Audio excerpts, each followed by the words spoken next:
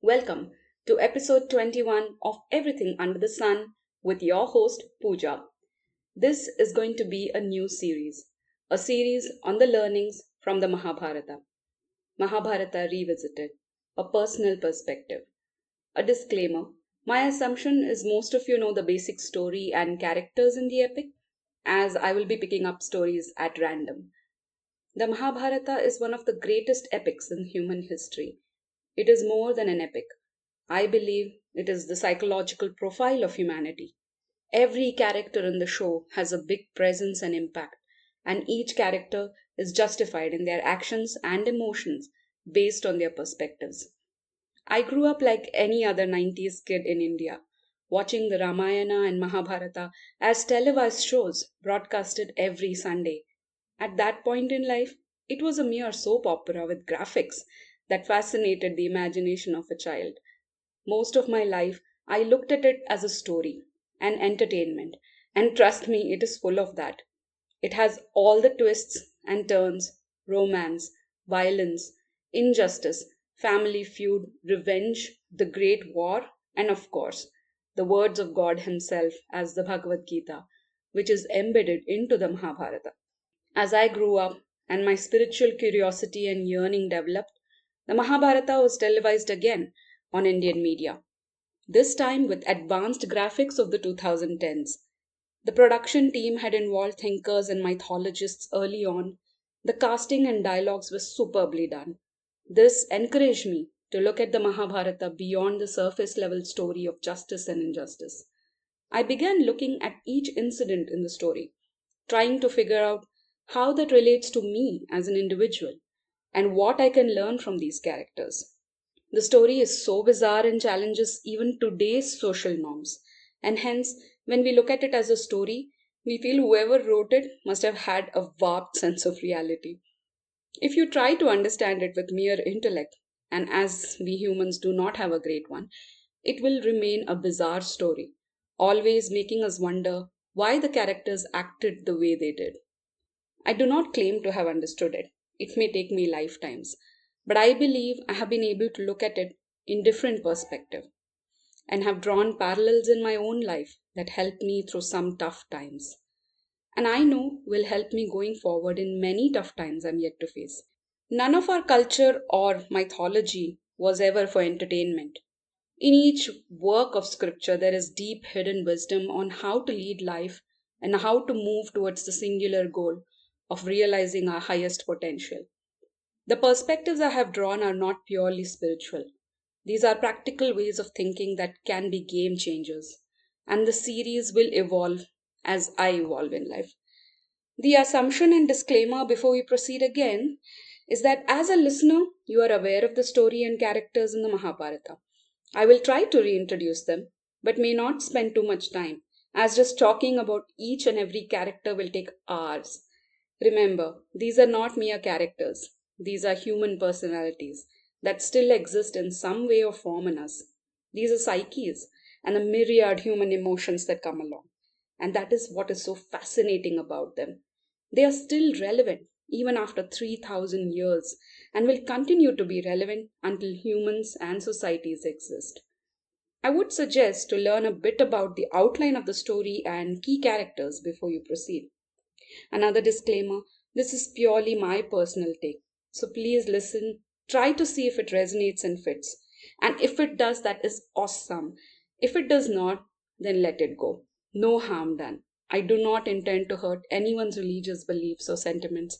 This is purely my personal interpretation of the great scripture. Okay, so now that we have some basic rules set up, I welcome you to embark on this journey with me. I'm not going to approach it chronologically because I am not reciting the entire story. I will be approaching only hand-picked situations.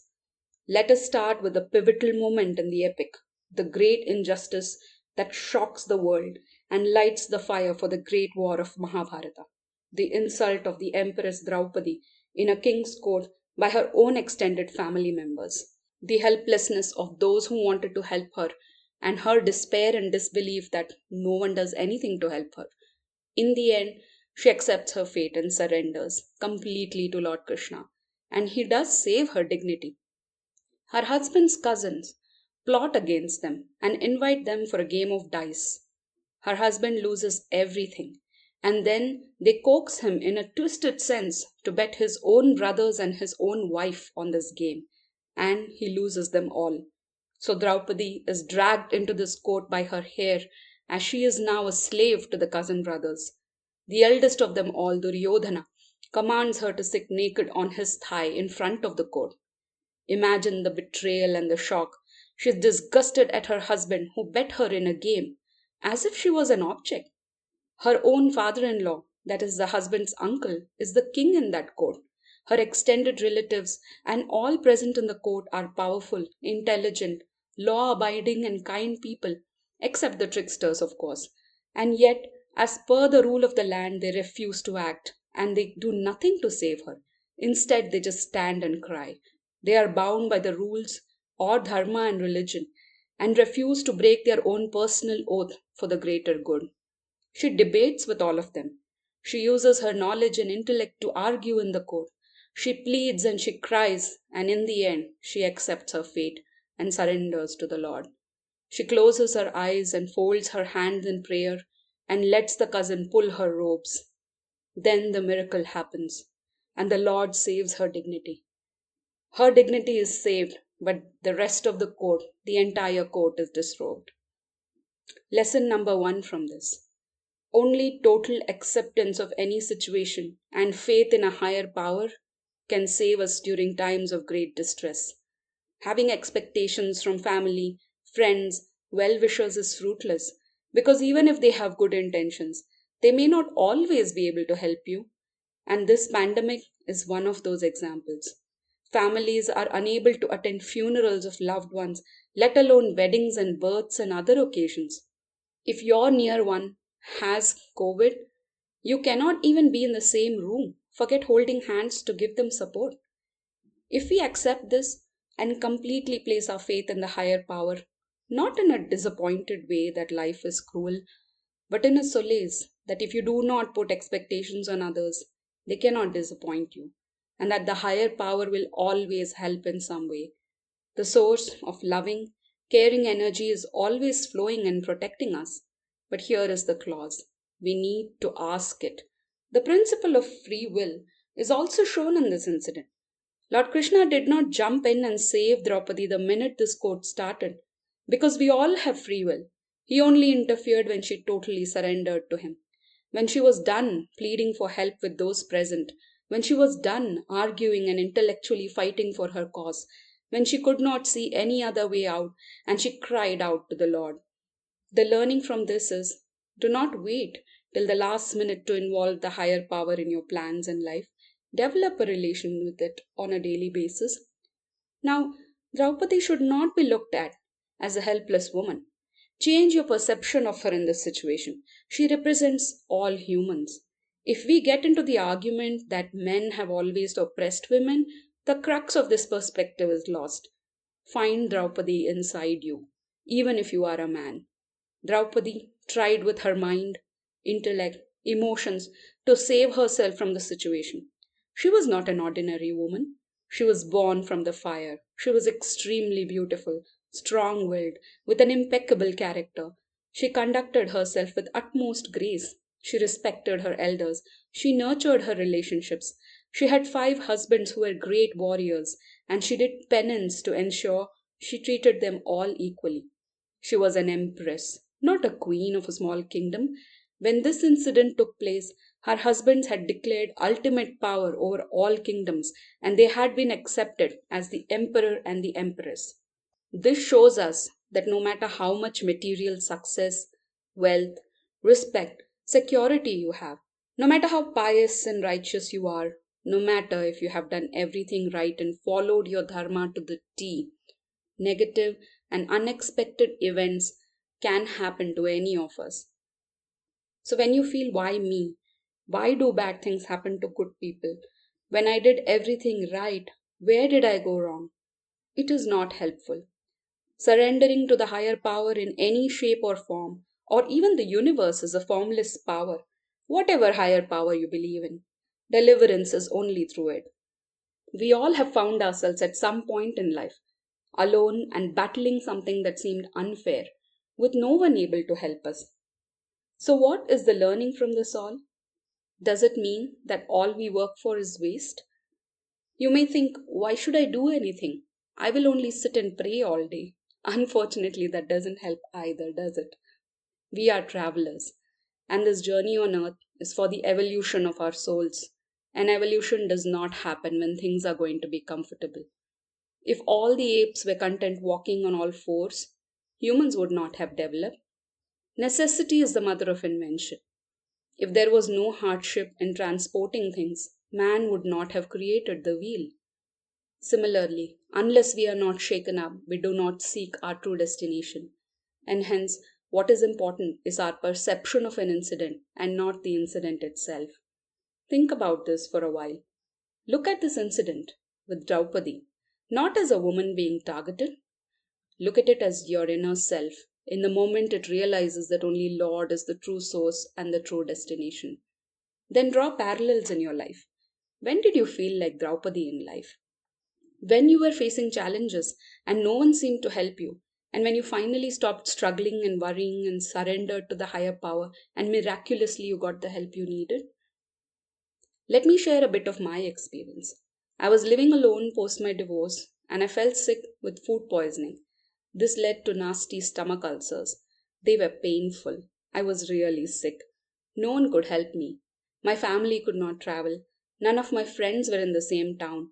I had to pick myself up, ride my bike to the clinic, get the IV medication, and ride back alone. This continued for 4 to 5 days. After coming home, I would log in for my office work, and I was appalled when my then team showed no empathy nor bothered to ask how I was feeling. When I recovered a bit, I went to the office, and office politics reared its ugly head. I was being held responsible for something I did not do and threatened with the loss of my job. That day, I felt defeated, alone, betrayed, and I reached home and I broke down.